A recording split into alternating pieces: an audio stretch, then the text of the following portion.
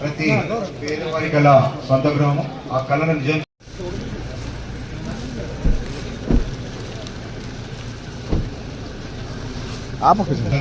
సాకారం చేయడానికి ప్రతి పేదవారి కళ శ్రీ ఎన్ అమర్నాథ్ గారిని వేదిక రావాల్సిందిగా సాధారణంగా ఆహ్వానిస్తున్నాం.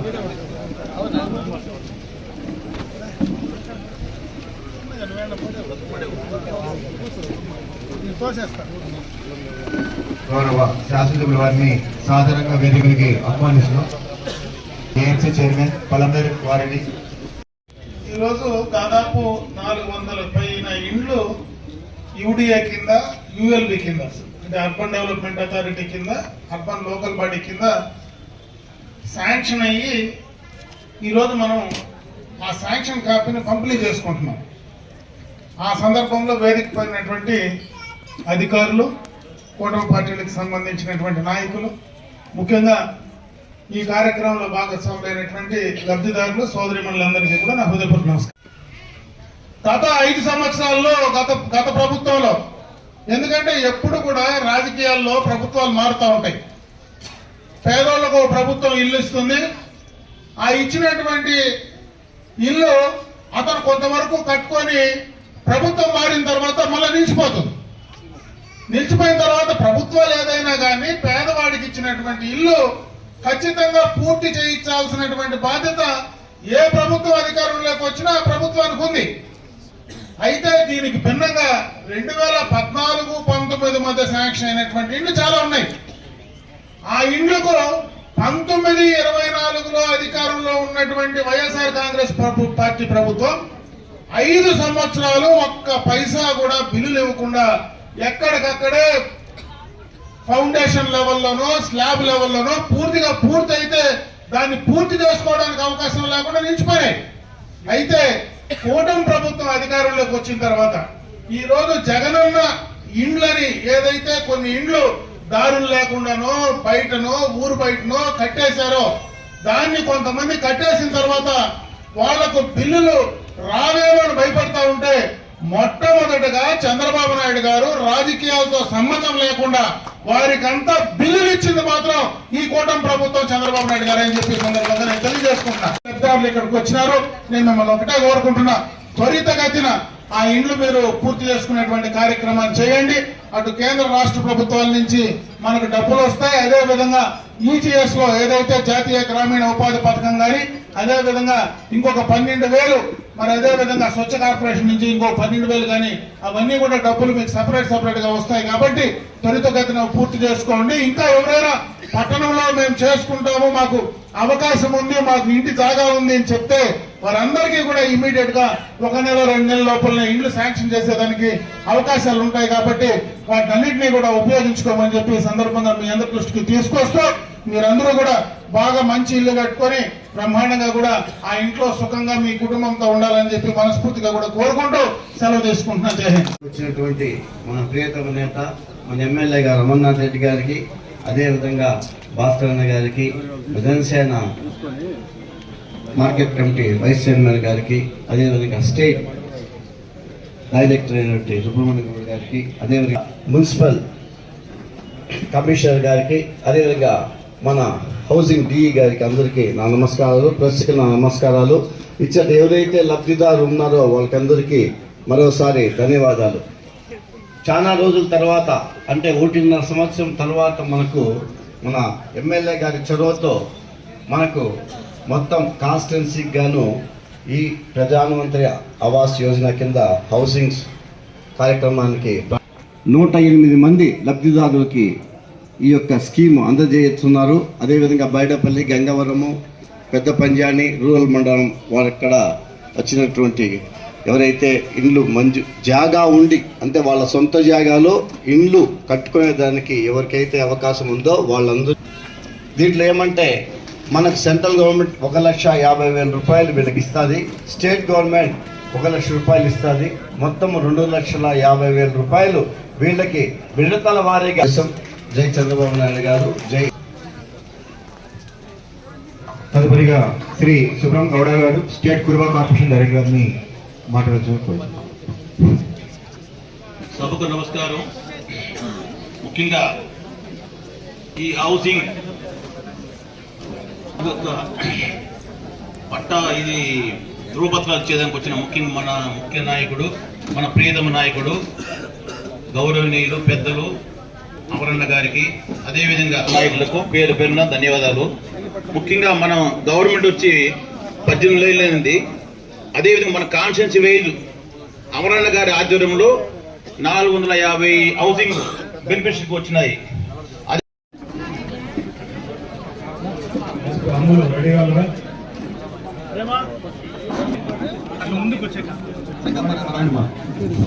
ప్రేమ మూడవ వార్డు ప్రేమ రెడీగా ఉంది.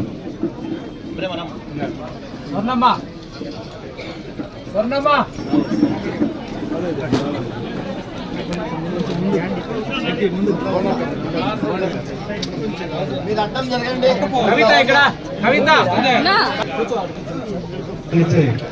ప్రియా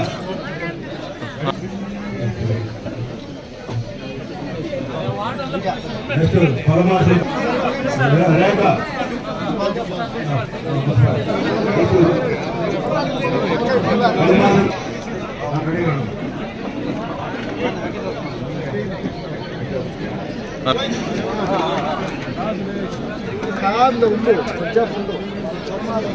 పెద్ద పని మండలం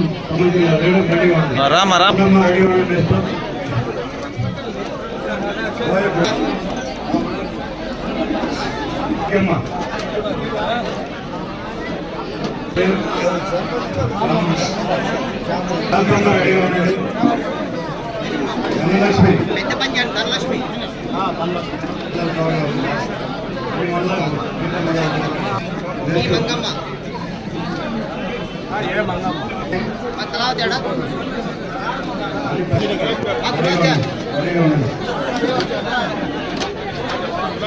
సబీలాబాయి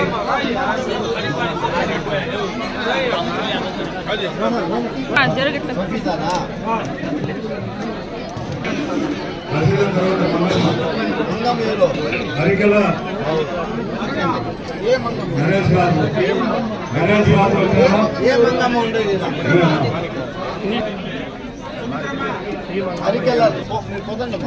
అయిపోయిన వెళ్ళిపోండి.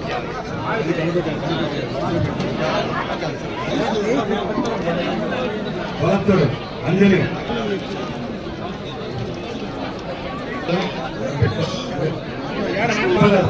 చెప్పిడిపల్లి సంబంధించిన సుమిత్ర గంగవరం రెడీగా ఉండండి.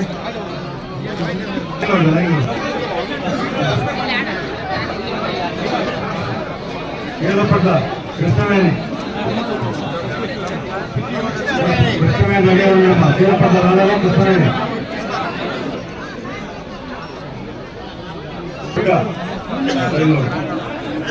వచ్చారమ్మా. లైవ్ ఏదప్పట్ల వనిత వచ్చారమ్మా.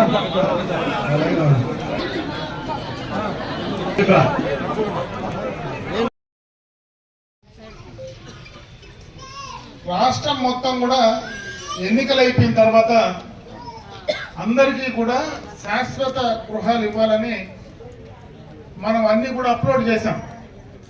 దాదాపు మన నియోజకవర్గంలోనే 15,000 ఇండ్లకు పైనే ఈరోజు శాంక్షన్ రెడీగా ఉన్నాయి.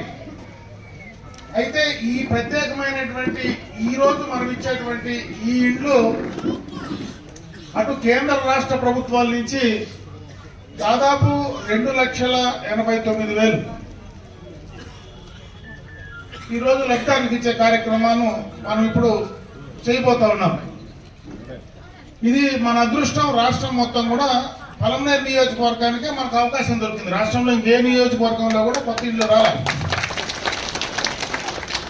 రేపు రాబోయే కొత్త ఇండ్లు కూడా దగ్గరలోనే కొత్త ఇండ్లు కూడా రాబోతా ఉన్నాయి. వాటిల్లో కూడా 15,000 ఇండ్లు ఈరోజు మనమే పూర్తిగా కూడా మొట్టమొదటగా ఆన్లైన్ చేయించారు.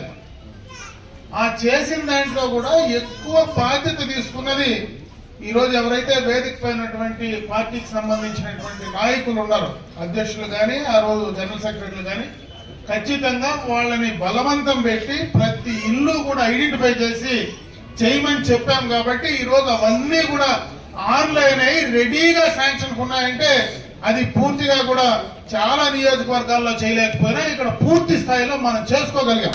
అందుకే రేపు మళ్ళీ కూడా ఎక్కువ ఇళ్ళు మనకు వచ్చేటువంటి అవకాశం ఉంది.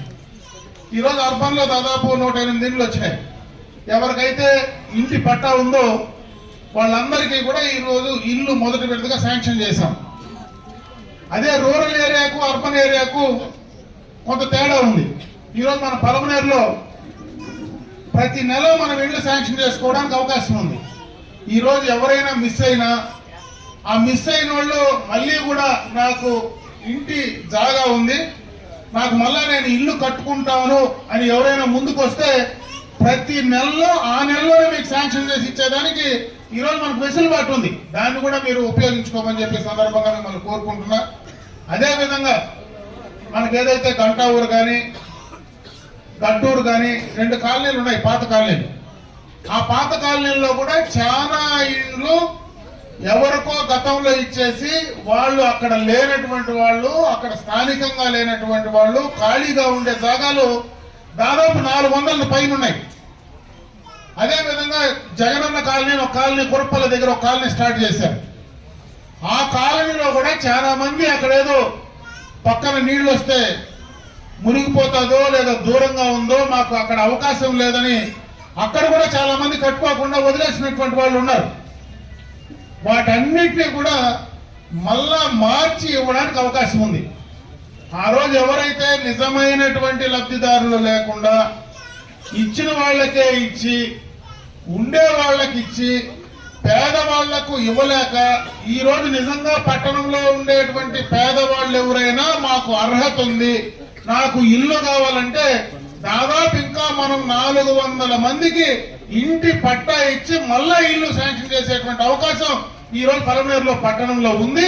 దాన్ని మీరు దయచేసి ఉపయోగించుకోమని చెప్పి నేను ఈ సందర్భంగా మిమ్మల్ని అందరూ కూడా కోరుకుంటున్నాను. పేదలకు రాజకీయాలతో సంబంధం లేదు.